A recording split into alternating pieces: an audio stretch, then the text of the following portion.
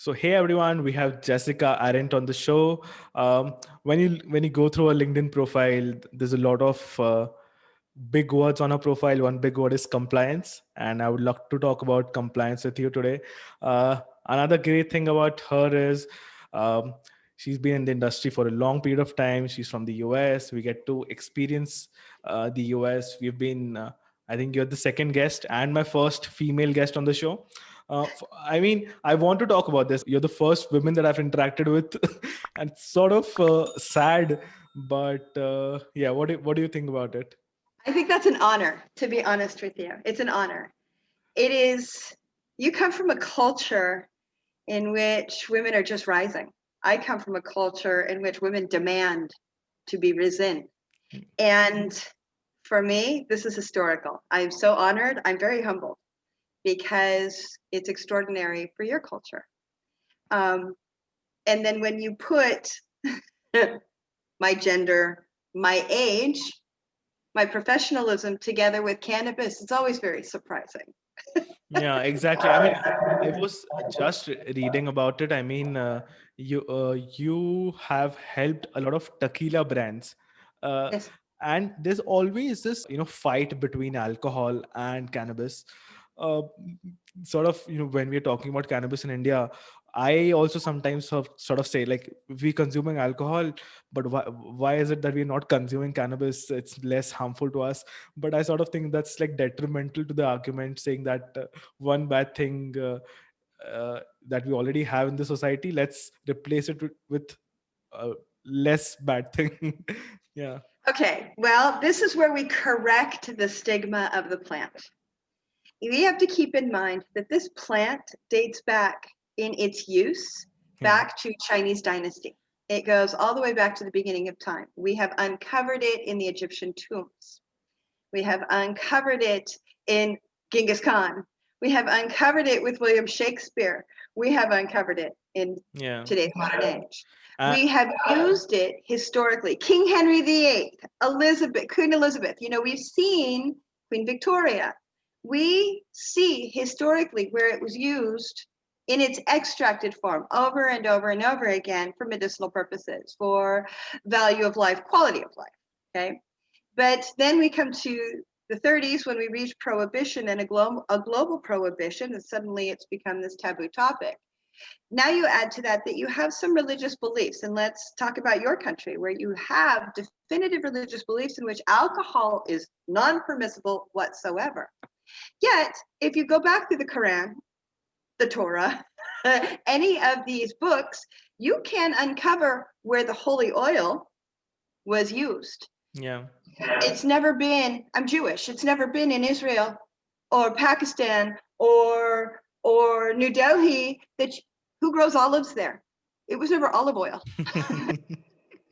Yeah. It is the singular plant that the universe bestows on every single continent in every single climate for its medicinal purposes. And it feeds the medicinal needs of every mammalian, every species that has a spinal column.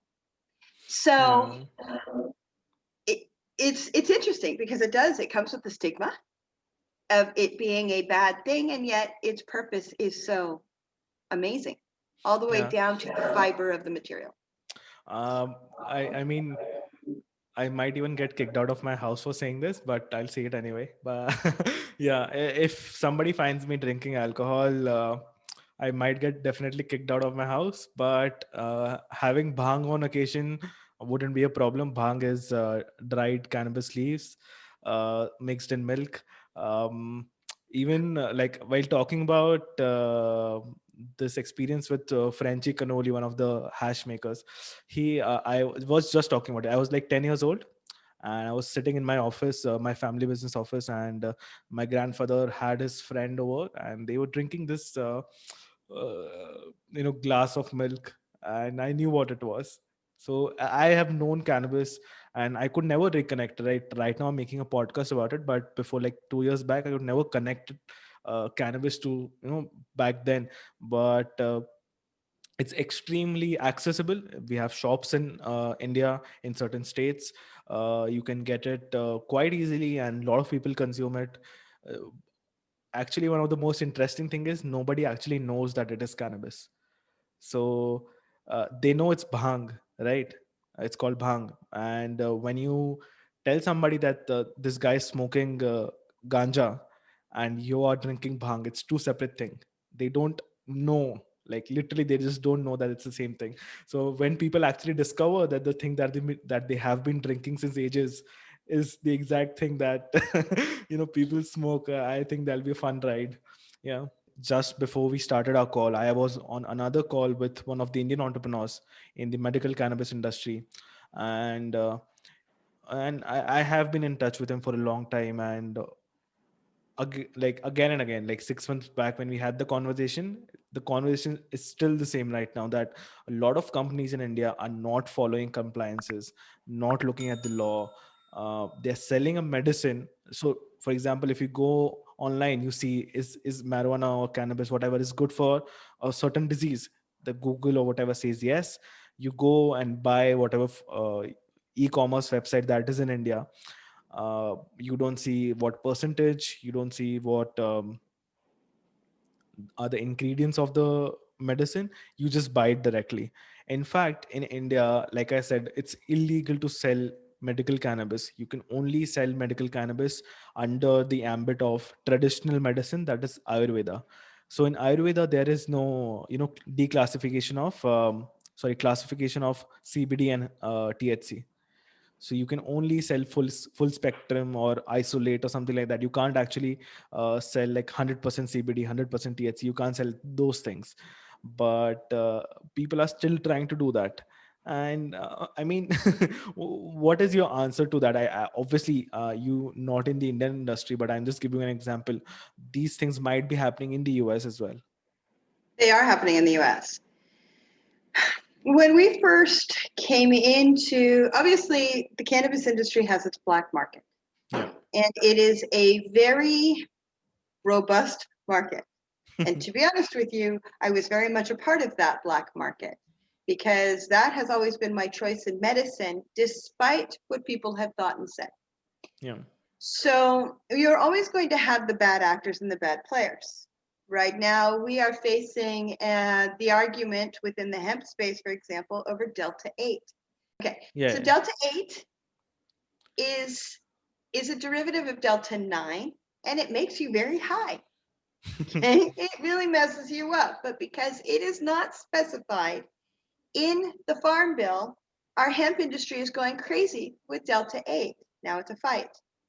I see it as underhanded. I can't get on board with that because you're taking risk unnecessarily and it's a liability. And we're demanding legitimacy in the space under medicine. The only thing that won't give you the side effects that the man-made synthetics give you. Same on the side of the cannabis. So it stands to reason that you're going to have those operatives in India as well. Everybody's looking for that little tiny loophole because everybody wants to, what we call, hit the cash cow. It's the golden goat. Yeah. And everybody wants the golden goat.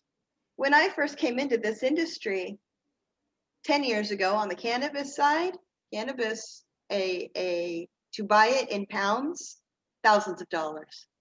Now, 10 years later, hundreds of dollars. We've really impacted the industry because everybody wants a piece of it and they'll play for it however they can. So, we see here a lot of formulators, manufacturers, and I use that term loosely because they're doing it in their homes. I just had a guy offer me butter he made on his home kitchen stove. And I very politely say, thank you, no thank you, because I don't know what came out of your kitchen or if your cat wanders on the counter. And safety has now become an issue because, again, we demand the validity to call it medicine. I hope that answered your question. Yeah, I mean, 100%. Cannabis is, I mean, illegal, and in certain places it was illegal before, but I still think the mindset of operating illegally is still there. Like they Yes. think because this crop, and it's sort of counterintuitive to the whole legalization movement, right? You think that you want to legalize something but you're operating illegally, and I don't have an answer to that, and sort of I'm just trying to figure out what is the best way, right?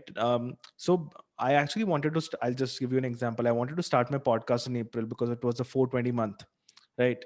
Um, and then I had chat with this gentleman who told me, "Are you asking these guys, do they have the right licenses? Are you asking these guys what is happening and what are they trying to sell?" And I stopped my production then and there, didn't even release single episode, because I realized that I am putting myself at risk by talking to people who might or might not be legitimate, and there is no way to, first of all, validate that because they don't have the documents. Government is not asking for documents to certain extent, because again that's a gray area, gray market. But again, like you said, proactive, I think being proactive and being able to sort of taking your own charge. Dr. John yesterday in the seminar was talking about delta 8 THC, and I had no idea about that.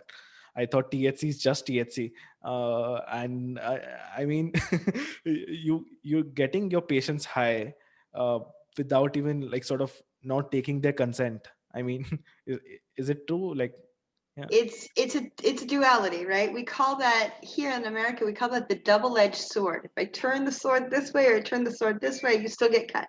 yeah, It's very difficult to operate legally because it costs you money to run a business. Now you have the mm, overheads and you have the insurances and you have the regulator taxes and you have all of those numbers that start adding up, and suddenly now you don't have the profit you did when you were standing on the corner licking 3 grams and selling it to the guy on the moped going by, right? yeah, And I remember those. I'm 52 years old. I have children your age and grandchildren, and I remember those days. And still to this day, for me, that's part of the fun, the medicine, admittedly, but that's black market. The other part of that is that when you move from black market into a regulated market, you're changing the way in which the plant is being grown. Now you have to create this supersize me McDonald's Happy Meal deal out of it. So you have to ask that plant to overperform, and the only way to do that is to adulterate the plant using different soil additives, grow methodologies, and they're not always safe practices. We see a lot of mold, we see a lot of mildew, we see a lot of contaminants, we see a lot of pesticides. And now we're starting to see studies, and I am a great example of that. So I have been consuming cannabis since I was 14 years old. hmm, My parents tried boarding school. They threatened military school. They tried to beat it out of me. They tried to cast me out of the family. They tried to ignore me. Oh my God, that Jessica. And then one day, my mother got sick. And the doctor said, well, that's cancer, and maybe you have 6 months. And that was 6 years ago. Because I said, Mom, listen, all those years, and let's talk about this plant. But I can't go and give any plant to my mother. I have to know how it was grown. I have to know what pesticides were used. Were there metals in the soil? What was it? Because she could put that in her body and now lose organs. And here is my example. When I was in my mid-30s, I had gallbladder disease. It was terrible. I mean, there were some nights I really thought I was going to die from the pain. When they finally ended up taking out that gallbladder, it came apart in 6 pieces and it was jet black. It was necrotic. And the doctor said, you should be dead. And I went, well, I smoke a lot of pot. Ha ha ha. And then a few years later, I found myself back in a surgical situation. And that particular doctor said to me, do you by chance consume cannabis? I said, yes, I do. She said, well, I'm conducting a study. You don't have a gallbladder. And my study is the uses, the materials being used to consume cannabis. And everybody that I've met in your generation that consumed cannabis all these years, they don't have a gallbladder. It was necrotic.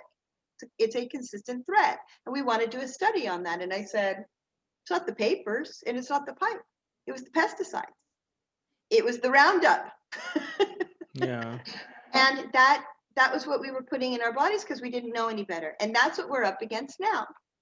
It is now, if I go to that dispensary and I get that product from that store, what was the safety behind it, and what am I really putting in my body?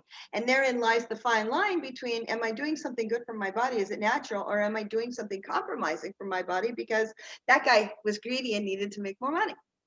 So we see a lot of turn back to black market because the guy that's growing for the black market is still growing in the old way. It's a more natural, safer methodology, you hope, safer methodology. It's always a gamble. Until we regulate, it's a gamble. And until we get to everybody playing by the rules, it's a gamble. What happened in alcohol industry was uh, in India, alcohol industry is not allowed to advertise alcohols. So they sort of advertise as soda water or like plain water or even music CDs. Like you wouldn't believe it, but like I don't see the relevance. But it's just basically getting your brand name out. And I think that'll be the similar case. That's the case in Canada with cannabis, right? You're not allowed to sort of advertise it. Uh, that is why I find so many similarities. Yet cannabis industry and the people here are not able to hold themselves sort of accountable. Tomorrow sort of any bad or like duplicate alcohol comes into the market, the company is going to lose most of its stock value, the shareholder is going to be angry, things like that. Do you think that kind of sort of you know reaction from the cannabis users and companies if something like that happens? I don't see something like that happening. And the reason I don't see something like that happening is because, again, we go back to cannabis in history. It's part of Ayurvedic medicine. It's part of that belief system. It is part of so many cultures. It's part of the Jewish culture and 8 days of Hanukkah. That had to have been cannabis oil. It's really, I don't see that happening. Alcohol is very different. Alcohol is a poison. Yeah. Alcohol will attack your organs. Alcohol drives you to make some very questionable decisions. It's a poison. The reason I got into tequila was by pure accident, and the only reason I did it was because it is the most natural, cleanest, and it has medicinal properties. And there are, in fact, recipes with the tequila and the cannabis together for healing in the culture. If it were not, I would have stayed out of that industry, because that industry is an ugly industry. I understand why in India it's forbidden. It is, United States is a perfect example. If you look at our death rates and you look at our suicide rates and you look at our addiction rates, it's ridiculous. It's ridiculous. And it plagues every family, and it is a plague. Now you go to the counter of that and you go to cannabis. What person smoking cannabis have you ever seen go into a rage? Yeah. Or It have happens on a daily basis in bars, I mean, right? At least one fight every Saturday, Friday night, Sunday nights. It's like a given. That's why you have bouncers. I think the biggest example you can talk about why alcohol is sort of not the best thing is because you have these bodybuilders and bouncers outside each club and nightclub. Why is that the case? right, because you have safety issues. Yeah. You have people that lose their minds on the poison of alcohol, and it affects every single person differently, and every family differently, and it can destroy families. Whereas cannabis tends to bring us together. We focus. We feel calm. It's kind of it really does kind of a prompt evoke feelings of love and acceptance. It is it is and feeds a molecular structure inside the human body that is scientifically proven. We pull the phytocannabinoids for the syntax to mimic the endocannabinoids to perform a total function. Alcohol doesn't do that. Yeah, it's it's actually like you said, it's a slow poison going through your liver, and liver has to put so much efforts to process it. And I don't remember who I had this discussion with, but again, the same thing. Because of alcohol, you're seeing so many diseases coming up. Even we haven't even touched upon the point of opioids.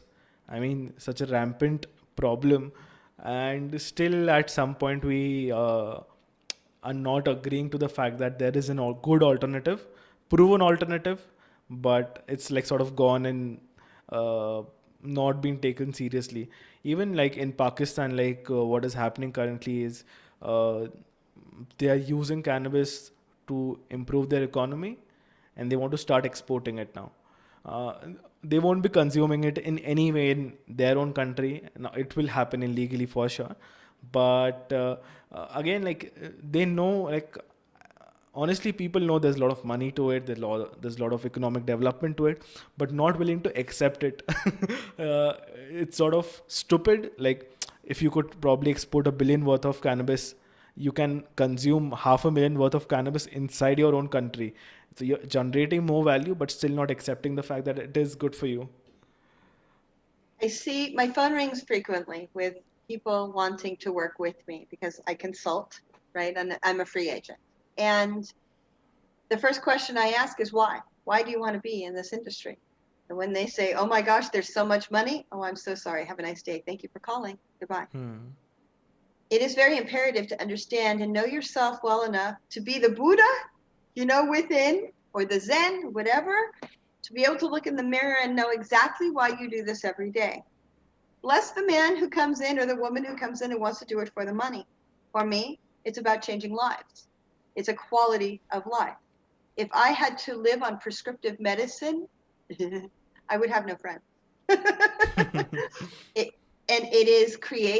Therein lies the opiate crisis. We are very quick in medicine to hand a prescription. Yeah.